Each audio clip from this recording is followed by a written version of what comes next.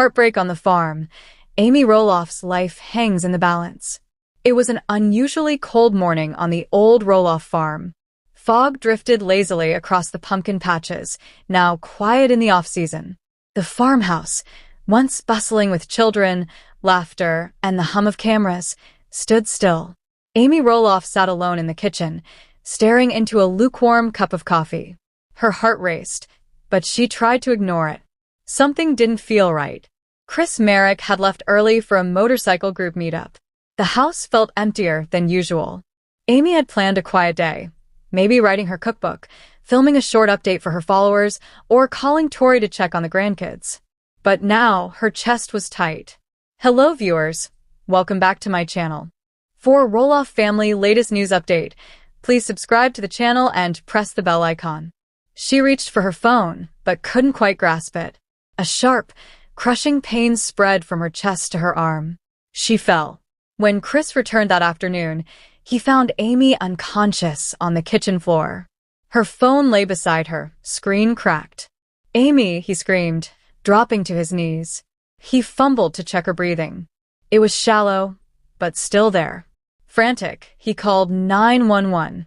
The EMTs arrived within minutes. Amy's lips were tinged blue.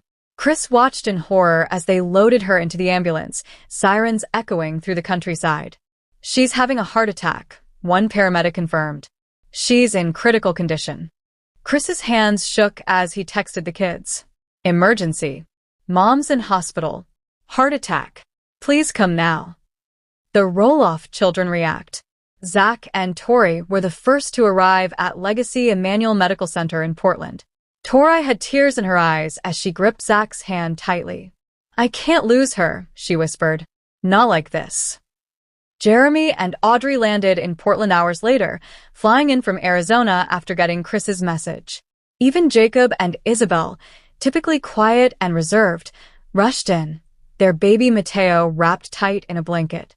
The Roloff family gathered in the sterile hospital waiting room, shocked, scared, and unsure. Matt Roloff, too, arrived. Though their relationship had been complicated for years, the news devastated him. He limped into the hospital, visibly shaken. "Is she still alive?" he asked Chris. "Barely," Chris said, unable to look him in the eye. "Life support." Amy was placed in the ICU, unconscious and hooked up to machines.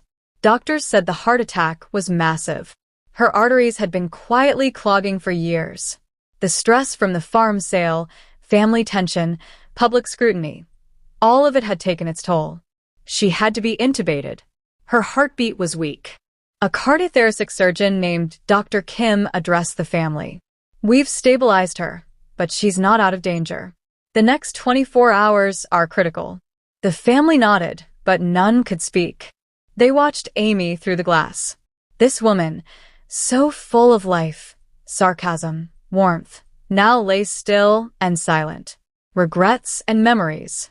Zach leaned his forehead against the cold hospital window. "I should have visited her more," he muttered. Tori wrapped her arm around him. "We thought we had time." Jeremy sat alone in a corner, scrolling through old photos on his phone. "I said some terrible things during the farm sale drama. I never apologized." Jacob quietly whispered to Isabel, "Mom was the one holding all of us together. If she goes." Chris, meanwhile, was inconsolable. He hadn't even been there when she collapsed. Matt stood near her door, watching the monitor beep, every beat echoing in his chest. He whispered, "Please hang on, Amy. Please." The online frenzy. News broke out within hours. Amy Roloff in hospital after massive heart attack. Family gathers. Social media exploded. TLC fans flooded the comments. "Praying for Amy. She's the heart of little people, big world. No, she can't die." But not everyone was respectful. Tabloids speculated wildly.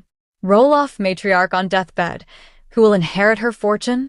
Chris shut his phone off in disgust. They have no idea what she's going through. A family divided, then united. Tensions between the siblings resurfaced. Jeremy and Zach, still estranged, barely spoke. "I can't believe you moved away and left all this behind," Zach snapped. "Oh please, Zach. Jeremy retorted. You think staying in Oregon makes you more loyal? Enough, Matt barked. Amy could be dying, and you're still fighting? The room went silent. Later, Chris gathered them all. She needs you, all of you.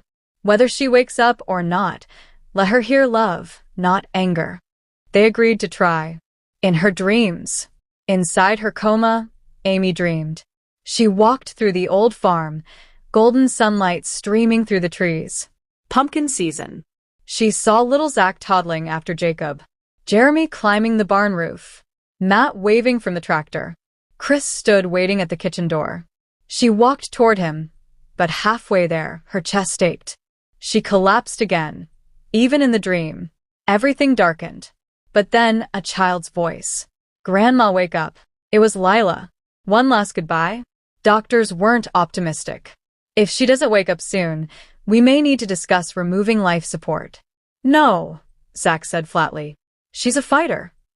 The family was allowed one-by-one visits. Each took Amy's hand, whispered memories, apologies, and promises. Matt, in his moment, said, We didn't end right. But I always loved you, Amy. Chris whispered, Please come back to me. Can't do life without you. Even Jeremy cried as he said, Mom, I'm sorry ever doubted your strength. A miracle. It was early morning.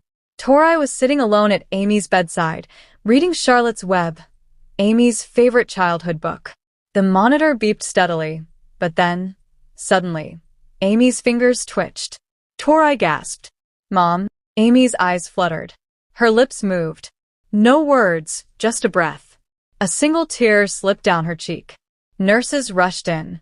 She's waking up. Tori screamed. Dr. Kim confirmed. She's responsive. It's a miracle. The Roloff family burst into relieved sobs. The long road home. Recovery was slow. Amy spent 2 weeks in the hospital, then a month in rehab. But she lived. Her first public statement was a simple Instagram post. I'm alive. I'm grateful.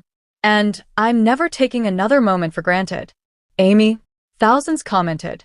TLC released a special tribute episode, Amy's Heart, a Roloff family crisis. The drama had brought the family closer. Even Jeremy and Zach began talking again. Chris didn't leave Amy's side for a second. A new beginning. Back home, Amy walked slowly along the farmhouse porch, arm in arm with Chris. I thought I was gone, she whispered. But you stayed, he said. You chose to fight. Amy looked at the trees. I want to change how I live. More family. Less stress. Maybe write that second cookbook. The kids agreed to gather more often. They even started talks of restoring the family traditions, like the fall pumpkin season, together. For the first time in years, there was peace. The final scene. In the last scene of the fictional Little People, Big World episode, Amy sits with her grandkids on the porch swing, holding Lila and Josiah in her lap. Every heartbeat counts, she says to the camera. Even the ones that break. Chris walks out with lemonade. The kids laugh. And for a brief moment, the Roloffs are whole again.